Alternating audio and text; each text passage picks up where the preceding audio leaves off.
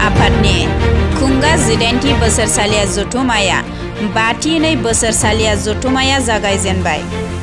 चिरां जिल्लानि फारौ भुटान सिमनानि दागगारि हाथिसार 2 नं खाग्राबारि गेवलां गेलेग्रा फोथाराव दिनैनिफ्राय 10थि दुवार दख'रा दुलाराय बर' फरायसा आफादनि खुंगा 18थि बोसोरसालिया जथुमाया 5थि बोसोरसालिया जथुमाया जागायबाय। बे जथुमाजों लोब्बा लाखिनानै ओनसोलनि आबादारिफोरजों आबाद मावनायनि सायाव गेवलां सावरायनाय मेल लायो आरो खेबलुर काबादि बादायलायनाय, थुनलाइयारि बादायलायनाय, आदर्श फोरोंगिरि दावगाफु आबादारिफोरनो मान बावनाय जायो आरो दख'रा खोन्दो जांख्रिथायारि देंखोगिरि दैखं खुंगुर बसुमतारी देंखोमु 1, 2, 3 मेथाइ खननाय बादायलायनायबो हाबाफारि लाफानाय जायो। दिनैनि फुंबिलिनि 7:50 रिंगायाव बड'फानि सावगारियाव बिबार बावजेनदों चिरां जिल्ला इउपिपिएल गाहाय नेहाथारि मुस्रि अमरस ब्रह्मआ। बेजों लोगोसे फुंबिलिनि 8 रिंगायाव रुंसारि इसाक नार्जारिनि गोसोखां गाहाय दरखंखौ बेखेवनानै होलाङो। हाथिसार गेजेर फरायसालिनि गाहाय फोरोंगिरि मुस्रि बिजय कुमार बसुमतारीया फुंबिलिनि 8:15 रिंगायाव रुंसारि रुपल चन्द्र ब्रह्मनि गोसोखां गाहाय सायनासालिखौ बेखेवदों। सान्तिपुर दागगारि गुदि बर' थुनलाइ आफादनि आफादगिरि मुस्रि सोमदोन नार्जारि फुंबिलिनि 10:15 रिंगायाव खेबलुर आरो काबादि बादायलायनायखौ बेखेवनानै होयो।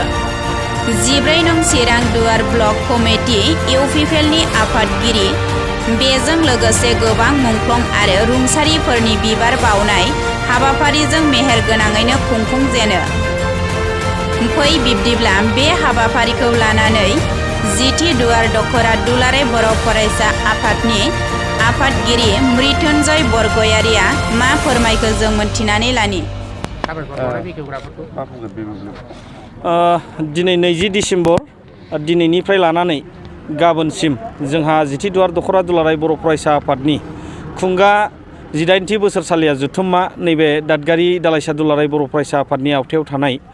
2 नं खाग्राबारि गामिनि गेवलां गेलेग्रा फोथाराव जों गाजा गोमजायै मेहेर गोनाङै आरो माने मोजां रोखोमै जोङो जोंनि जथुम्माखौ खुंफुंनो लाहार फाहार खालामदों। दिनैहाय बिनिनो गिबि साननि हाबाफारि हिसाबै जोंहा बड'फानि सावगारियाव आलारि बाथि फोजोंनानै बिबार बावनाय सिबिनाय, बेनि उनाव जोङो गाहाय दरखं बेखेवनायजों लोगोसे जोंनि गाहाय सायनासालि, जोंनि डेलिगेट नब्लां, जोंनि गासै डेलिगेट हाउसजों लोगोसे डेलिगेट बादा, भलान्टियार्स बादा, जोंनि जामुंसालि गासैखौबो जोङो बेखेवजोबनो हाबाय। भलिबल गेलेग्रा थावनि जों बेखेवनो हाबाय। बेजों लोगोसे जोंनि जेसेबां माने आलासि जिरायग्रायानो जा, जोंनि जेसेबां बेखेवनांगौ हाबाफारि दंमोन जों बेखेवनानै लानो हाबाय। जोंनि ओनसोलनि मानगोनां सानसुमै मेलेमजिबि बिथांमोनखौ लानानै आरो बिथांमोननि आखाइजोंनो जोङो दिनै बेखेवनानै लानो हाबाय आरो बिथांमोननि बेखेवनायनि गेजेरजों जोंनि हाबाफारिया मोजां जागोन आं मिजिं थिदों आरो आनान गसायाबो जोंनि हाबाफारिखौ मोजाङै मोजां जाफुंनायाव हेफाजाब खालामहरथों आं बेखौ आर'ज गाबहरबाय। दा जोंहा हाबाफारि बायदियै जोंनि गेलेमु बादायलायनाया दान्दिसे समनि उनावनो जागायसिगोन। बेखौ दिनैनो लानाय जादों। बेवहाय माने इन्टार इउनिट भलिबल बादायनाय आरो काबादि बादायनाय जोङो लादों। लोगोसे बिनि उनाव जोङो 12:30 रिंगायाव सानजौफुनि 12:30 रिंगायाव जोंहा थुनलाइयारि बादायनाय जोंहा हाबाफारि दङ आरो बेवहाय बाहागो लागोन जोंहा मोनफ्रोमबो दालाइसा आफादनिफ्राय आरो कलेज इउनिभारसिटिनिफ्राय जोंना फरायसा फरायसुलिफ्रा बाहागो लानो थाखाय थाग थियारि जाबाय थादों। दा बिथांमोननिसिम आं गिबि माने गाहाम हामलायनाय बावहरग्रोदों जाहाथे देरहासार जानो हायो। दा बेजों लोगोसे जोंहा गाबोननि हाबाफारि बायदियै जोंहा फुंबिलि समाव जोङो फुंनि आर'ज जों खालामनायनि उनाव आफादनि फिरफिला जोङो बिरहोगोन आरो मुंख्लंफोरखौ गोसोखांनानै मुंख्लं खाम्फायाव जोङो आलारि बाथि फोजोंनानै जोङो सिबिगोन।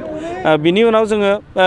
आबादारिफोरजों जर'खायै जोङो आबाद मावनायनि सायाव सावरायनायनि मोनसे जुथुमनाय जोङो लादों आरो बेयाव फुंखा आलासि महरै जों हांख्रायहरदों। जोंहा चिरां जिल्ला एग्रिकालसार डिपार्टमेन्टनि अफिसार जोंहा एडिअ सार फैगोन बेवहाय। बेजों लोगोसे जोंनि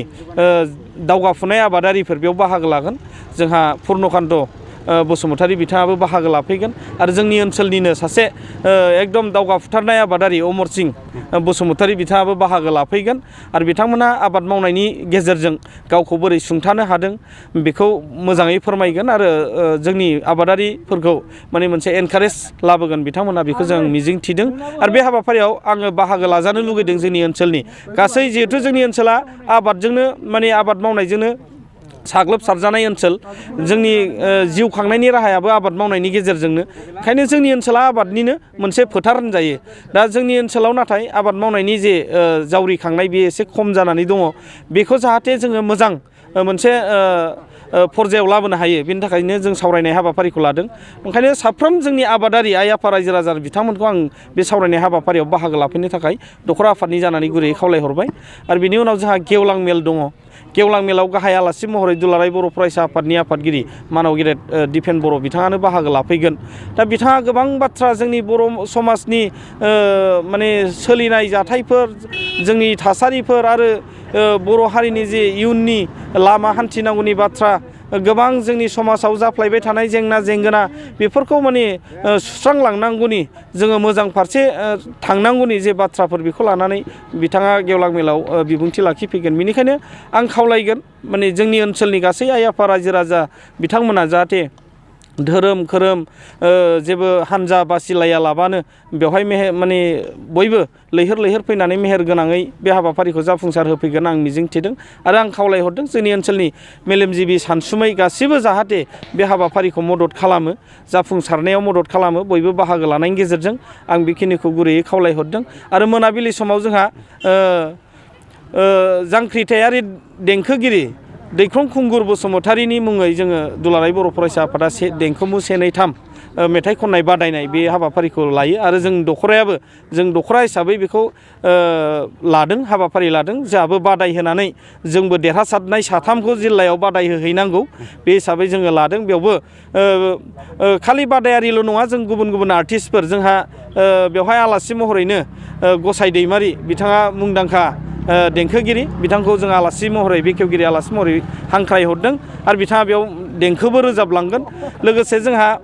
जोंनि ओनसोलनि जाखांफुनाय देंखोगिरिफोर बिथांमोना बाहागो लाफैगोन आरो माखासे मुंदांखा देंखोगिरिफ्राबो बेयाव बाहागो लाफैगोन आरो मोजां मोजां मोसाग्रा जोंनि लाइमोनफोर बेवहाय बाहागो लानो थाखाय थाग थियारि जादों ओंखायनो खोब मेहेर गोनां जागोन खोब गाजा गोमजा जागोन खोब माने रंजा बाजा जागोन बे हाबाफारियावबो जाहाथे जोंनि हारिमु मोजां मोनग्रा आइ आफा रायजो राजा बिथांमोना जाहाथे लैहोर लैहोर फैनानै बे हाबाफारिखौबो थुलुंगाखांहोफैयो आरो मोनसे जावरिखांनाय दिन्थिफैयो आं बे